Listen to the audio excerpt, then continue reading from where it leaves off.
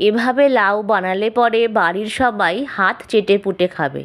যদি এভাবে একবার লাউ বানানো যায়, আরও একবার বানিয়ে দেওয়ার জন্য আর্জি আসবে, এটা আমি কথা দিতে পারি। নমস্কার বন্ধুরা, মালয়েশিয়ায় বাঙালিয়ানায় সকলকে স্বাগত জানিয়ে আজকের রেসিপি শুরু করছি। আজকের রেসিপি লাউ চিংড়ি।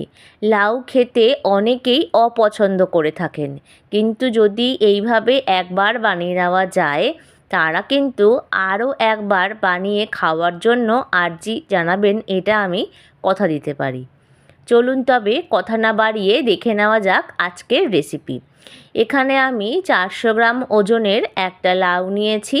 এবার লাউটাকে মাথার দিকটা কেটে ফেলে দিতে হবে। তারপরে লাউটাকে দুটো টুকরো করে একেবারে খোসা ছাড়িয়ে নিতে হবে। আপনারা আপনাদের সুবিধা মতন খোসাটা ছাড়িয়ে নেবেন। লাউটা এতটাই কচি যে সুন্দরভাবে ছুরি দিয়ে কিন্তু ছাড়ানো হয়ে যাচ্ছে। এবারে যত ছোট ছোট করে লাউটা টুকরো করা হবে, তত কিন্তু খেতেও ভালো হবে, আর লাউটা কিন্তু খুব চটজলদি সেদ্ধ হয়ে যাবে। আজকে যারা আমার চ্যানেলে প্রথম ভিজিট করছেন, তাদেরকে অসংখ্য ধন্যবাদ এবং চ্যানেলটা সাবস্ক্রাইব করে পাশে থাকার অনুরোধ রইল। আর ফেসবুক থেকে দেখলে আমার পেজটা ফলো করে দেবেন। পুরনো বন্ধুদের জানাই অনেক অনেক ভালোবাসা আমাকে এতটা সাপোর্ট করার জন্য। লাউয়ের খোসাটা ছাড়িয়ে নিয়ে এবার ছোট ছোট করে টুকরো করে নিচ্ছি। লাউ টুকরো করে অবশ্যই লাউটা ভালো করে ধুয়ে নেবেন, কারণ লাউয়ের গায়ে কিন্তু অসম্ভব কষ থাকে। তাই ভালো করে ধুয়ে নিলে সেটা লাউয়ের জন্য রান্নায় খুব ভালো হবে। দেখুন, এখানে সম্পূর্ণ লাউটা আমার কাটা হয়ে গেছে, আর ঠিক এই রকম ছোট ছোট টুকরো করে নিয়েছি। যত পাতলা ছোট টুকরো হবে তত ভালো হবে।